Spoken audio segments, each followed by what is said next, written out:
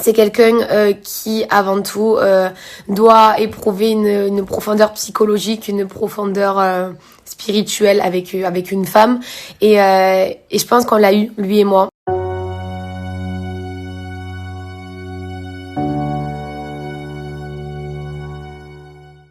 Salut les amis. Allez, alors je vais vous raconter parce que là je reçois des messages, limite je me fais insulter. Genre, tu nous respectes pas, tu nous dis pas. Je vais vous dire. Alors, 3 choses. La première, par rapport à Bastien. Donc, il faut savoir que avant avec mon ex, Bastien et moi étions toujours en contact. Souvent des messages. Des fois, il m'arrivait d'aller chez lui, soirée chicha, MMA à la télé. Genre, vraiment, voilà, c'est... Comme il a dit, il est là pour moi. Pour lui, même si en soi je lui sers à rien, il sait que je serai toujours là aussi, ma Mumu est toujours en contact avec lui.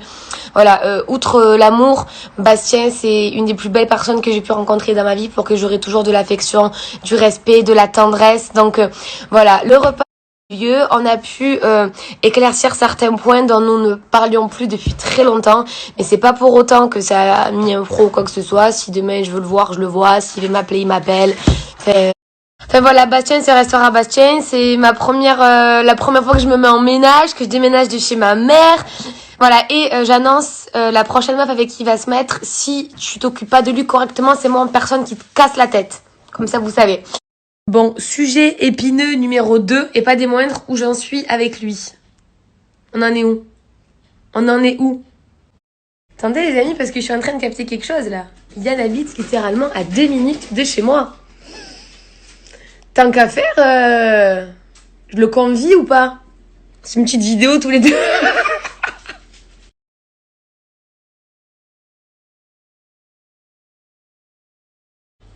Non mais ça va pas.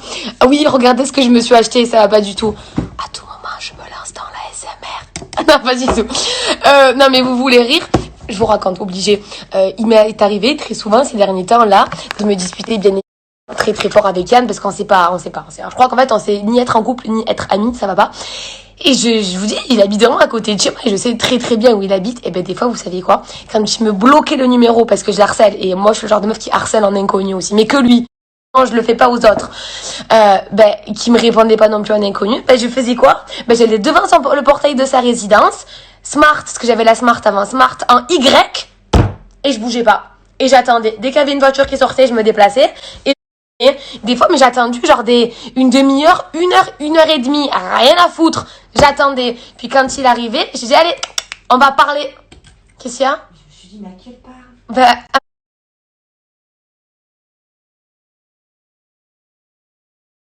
je change de filtre, je change de gueule, je crée de la nouveauté.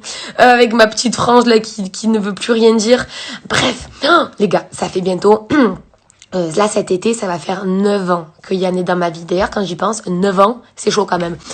Vous imaginez quand même que j'ai des anecdotes, des photos à ne plus en pouvoir? Hein, Yann, si je commence à balancer des trucs? Mais non, je balancerai pas quand même, on n'est pas méchant. Quoique. Mais faut que je vous raconte un truc aussi très très drôle. Mais je peux pas trop vous le je sais pas, non, bref. Faut savoir que je souffre un petit peu d'insomnie, enfin je souffrais du moins. Et Yann, quand on se disputait ces derniers temps là, ben au lieu de s'emboucaner, monsieur me bloquait. Sauf que je déteste qu'on me bloque, genre je suis pas un chien que tu laisses enfermer sur la terrasse quoi. Donc j'appelais en inconnu, comme je vous dis, j'harcelais. Et sauf qu'un soir, ben j'avais pris des somnifères pour dormir parce que c'était juste invivable en fait, c'était des insomnies de ouf. Il m'a renvoyé un vocal.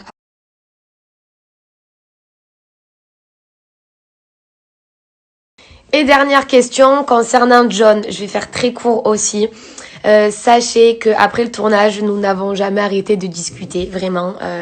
C'est une personne tellement pure, tellement saine, tellement gentille, tellement solaire que j'ai eu des contacts avec lui.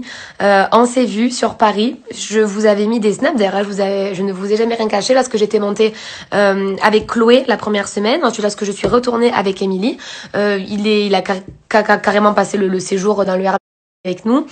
Alors je vais pas dire qu'on a tenté de se mettre en couple ou quoi que ce soit parce que dans tous les cas c'était pas le but.